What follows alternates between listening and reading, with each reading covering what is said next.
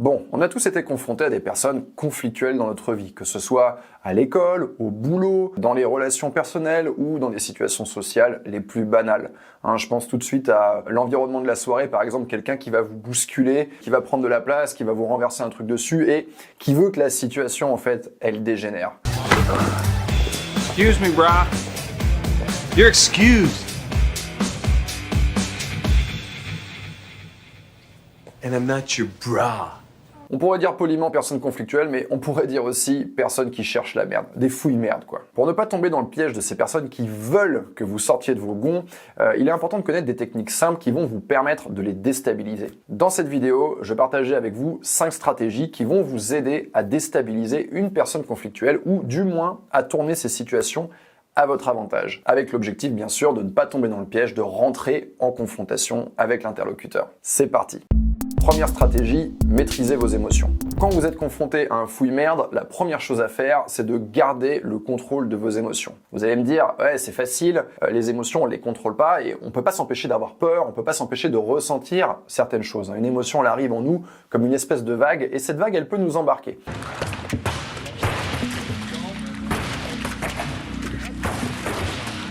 Et ce que vous allez chercher à faire ici, c'est vraiment laisser cette vague rentrer, mais ne pas la surfer, si je peux faire une métaphore un petit peu sportive. Le conseil que je vous donne pour réussir à conserver un calme apparent, c'est de respirer par le nez. Je sais, ça peut paraître complètement dingue, mais voilà pourquoi, à mon sens, ça fonctionne. Quand vous êtes dans une altercation, qu'il y a une tension, généralement, votre émotion fait que vous avez envie de vous emballer. Donc, vous avez envie de respirer davantage, de ventiler davantage. Le fait de respirer par le nez, ça va réduire, en fait, l'apport en oxygène. Vous l'avez tous expérimenté, quand on fait du sport et qu'on est essoufflé, on a envie de respirer par la bouche. Respirer par le nez, en fait, on réduit, en fait, le volume d'oxygène qui va rentrer. Donc, ça va vous empêcher quelque part de vous emballer. Ça, c'est le premier avantage. Deuxième avantage, c'est que ça va vous permettre de vous concentrer sur un truc et du coup de vous calmer. Au lieu de rentrer à l'intérieur de vous et de vivre complètement cette émotion et de vous laisser embarquer, vous êtes concentré sur votre respiration, vous fermez votre bouche et du coup, ça vous évite de partir dans tous les sens émotionnellement. Et enfin, troisième et dernier avantage, la personne en face de vous n'a pas du tout cette sensation qu'il est en train de vous faire rentrer dans son altercation. Au contraire, vous donnez l'impression de calme, en tout cas un calme apparent, et d'une maîtrise totale. Donc tout de suite, c'est quelque chose qui va déstabiliser un peu votre interlocuteur ou votre interlocutrice parce qu'on voit que ça n'a pas d'effet. Deuxième stratégie, écoutez attentivement et reformulez. Une autre stratégie pour déstabiliser une personne conflictuelle, c'est de l'écouter attentivement et de reformuler ce qu'elle vient de dire. Ça va montrer que vous prenez en compte ses préoccupations et que vous êtes prêt à dialoguer de manière constructive. Ça peut aussi aider à clarifier les points de désaccord et à identifier les problèmes sous-jacents qui peuvent être à l'origine du conflit. Quand vous reformulez les propos de la personne, veuillez à toujours utiliser des termes neutres et à éviter de juger ou de critiquer. Par exemple, si la personne vous dit « tu ne fais jamais rien pour m'aider », vous pouvez reformuler en disant « je comprends que tu penses que je ne t'aide pas assez. Est-ce que tu peux me donner des exemples de situations où tu aurais aimé que je t'aide davantage ?» Cette stratégie va permettre de stopper le conflit, déstabiliser votre interlocuteur parce qu'il est obligé d'écouter ce que vous dites et de faire une réponse qui fait sens. Donc on est en train de sortir de la tension pour rester dans quelque chose de plus intellectuel. Troisième stratégie, utilisez l'humour. Alors l'humour, ça peut être une stratégie hyper puissante pour déstabiliser une personne qui cherche à rentrer en conflit parce que si vous faites de l'humour, ça dit quoi concrètement? Ça dit je ne suis pas en train de comprendre ce qui est en train de se jouer là. Pour moi, on n'est pas vraiment dans une tension puisque j'ai du temps de cerveau disponible pour faire de l'humour. Donc, ça montre que vous avez une volonté de ne pas mettre le pied dans l'engrenage de l'escalade. Au contraire, vous êtes en train d'employer un autre registre. Since I was a kid, folks called me Choo Choo. Because you like trains.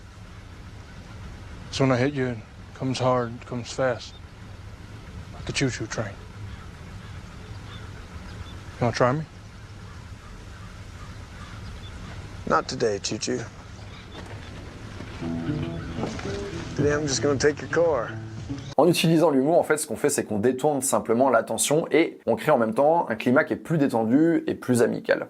Alors bien sûr, il faut faire attention, et il faut utiliser l'humour avec prudence parce que ça peut aussi être mal interprété et aggraver la situation. Uh-oh, Richard! Oh, wow! Wow! Will Smith just smacked the shit out of me. Donc il vaut mieux opter pour un humour qui est léger ou alors de l'autodérision, quelque chose qui va pas se moquer directement de l'autre personne. Enfin, j'irai pas dans un humour où l'autre est sujet, par exemple. Pour vous donner un contexte, imaginez que la personne vous dise, vous reproche d'être toujours en retard, eh bien vous pouvez répondre, c'est pour ça que ma femme m'a quitté. L'objectif ici, c'est de faire sourire la personne et de montrer que vous ne prenez pas les choses trop au sérieux. Quatrième stratégie, établissez des limites claires. Dans un conflit, il est essentiel d'établir des limites claires et de les maintenir fermement. Les personnes qui cherchent la merde ont souvent du mal à respecter les limites des autres et elles vont chercher à les pousser à fond. En montrant des limites claires et en les défendant, vous allez montrer que vous ne vous laissez pas manipuler ou intimider. Ce qu'on va faire pour poser des limites, c'est de dire clairement quelles sont nos attentes et quels sont nos besoins. Par exemple, vous pouvez dire quelque chose comme « Je comprends que tu sois en colère, mais je ne tolérerai pas que tu me parles sur ce ton. Si tu veux discuter de ce problème, je suis prêt à le faire, mais seulement si on peut le faire de manière respectueuse. » Boum, limite posée. Vous verbalisez le comportement conflictuel de la personne et vous proposez un cadre pour résoudre ce problème sans entrer dans une bataille. Ce qui est bien, c'est que ce genre de stratégie, vous n'avez pas à l'appliquer à chaque fois. Une fois que vous vous êtes fait respecter, la personne va l'enregistrer. Cinquième stratégie, trouver un terrain d'entente. Une des meilleures façons de sortir du conflit avec votre interlocuteur ou votre interlocutrice, c'est de travailler ensemble pour résoudre les problèmes.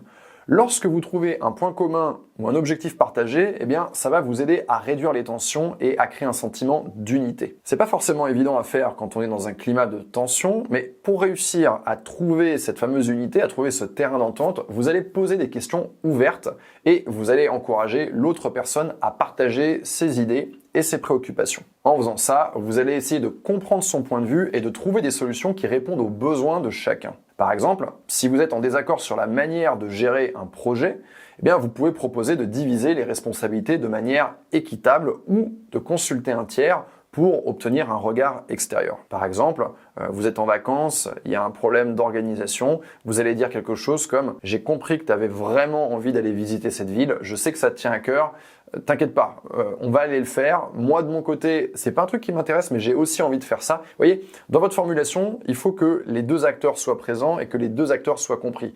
Et de réussir à tendre vers quelque chose qui va remplir soit un objectif commun, soit les deux objectifs. Cette stratégie, elle peut être utilisée dans plein de cas de figure. Reprenons l'exemple que je vous ai donné en début de vidéo avec la personne en soirée qui joue des coudes ou des épaules et qui vous pousse, vous savez, qui est contre vous comme ça pour éviter de perdre en espace vital. Eh bien, vous pouvez très bien vous retourner de façon tout à fait civile vers cette personne et dire « Écoute, j'ai compris que tu voulais de la place pour danser ou pour boire ton verre.